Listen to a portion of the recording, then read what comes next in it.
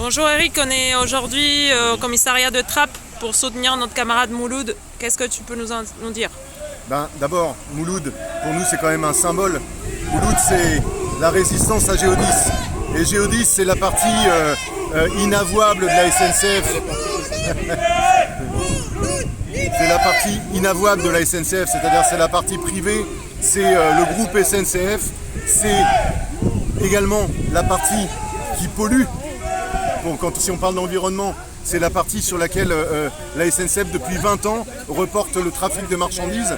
C'est-à-dire que la SNCF, qui est une entreprise d'État, donc qui n'obéit que aux ordres des différents gouvernements, c'est pas une entreprise qui fait ce qu'elle veut, c'est une entreprise qui obéit aux ordres du gouvernement. Depuis 20 ans, elle sabote le transport de marchandises ferroviaires pour le reporter sur la partie privée du groupe, qui est la partie Géodis. Donc sur cette partie Géodis, on a le site de Gennevilliers, qui est donc un site de messagerie, ce qu'on appelle de la messagerie, c'est-à-dire du transport de marchandises et de colis. Et ce site de Géodis, c'est le plus rentable. Ce site de Gennevilliers, c'est le plus rentable pour Géodis.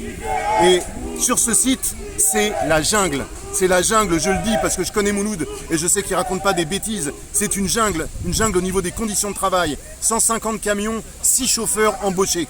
Tout le reste, c'est de la sous-traitance, c'est de l'auto-entrepreneuriat, c'est des choses comme ça. Ils sont 140 manutentionnaires sur la plateforme, il y a, je crois, 40 embauchés. Le reste, c'est des intérimaires, des CDD. Et il faut voir dans quelles conditions ils travaillent. Ces salariés qui font de la manutention, donc ils travaillent dans des conditions du 19e siècle. Laurent, le délégué qui est chauffeur de poids lourds, expliquait que lui, dans ses poids lourds, maintenant ils ont l'air conditionné, ils ont des haillons électriques, etc. Et que les copains de la manutention de la plateforme de chargement, ils sont obligés de faire grève pour avoir un transpalette électrique. Un transpalette électrique. Enfin, c'est des trucs, on n'y croit pas, on a du mal à y croire. Quand on avait connu Mouloud pendant la bataille du rail, ils faisaient monter les gens sur, je sais plus, c'est une chaîne de chargement, donc en hauteur à 4 mètres de haut, sans protection, sans sécurité, et au risque de tomber, de se tuer ou de finir dans un fauteuil roulant. Et alors, derrière ça, bien sûr, ceux qui se blessent au travail, eh bien, ils sont virés comme des malpropres. Et c'est ce que rêve de faire la SNCF avec les cheminots, puisqu'on le voit avec la casse du statut, c'est aussi toutes les obligations de reclassement qui tombent. Donc, et quand on travaille en 3-8, même à la SNCF, quand on travaille en 3-8, quand on travaille dans le milieu ferroviaire, quand on risque de se faire agresser, quand on travaille dans les machines, qu'il faut monter et descendre des machines régulièrement, et des fois, quand il n'y a pas de quai, il y a plus d'1 mètre de marche, etc., on peut tomber, c'est une réalité. On peut avoir des accidents du travail. Et s'il n'y a pas d'obligation de reclassement, eh ben on est viré comme un malpropre et on finit à la rue, on finit au resto du cœur. Et ça, c'est pas acceptable. Donc évidemment, aujourd'hui, on est venu soutenir Mouloud, qui est... Alors, parallèlement à ça, évidemment, il y a la criminalisation du mouvement social. On l'a vu avec Gaël Kirant, qui a été donc mis en garde à vue. Ils sont venus le chercher chez lui un dimanche matin à 6h. Bon, ils ne sont pas venus chercher Mouloud chez lui, ils l'ont convoqué au commissariat, mais c'est la même démarche. La direction de la Poste veut criminaliser les militants syndicaux, la direction de la SNCF et donc dans le groupe SNCF, parce qu'il faut voir combien de fois ils ont essayé de le virer, Mouloud. Mouloud et son équipe, Hassen, Laurent, Driss, ils sont tous passés devant l'inspection du travail pour demander l'autorisation administrative de licenciement.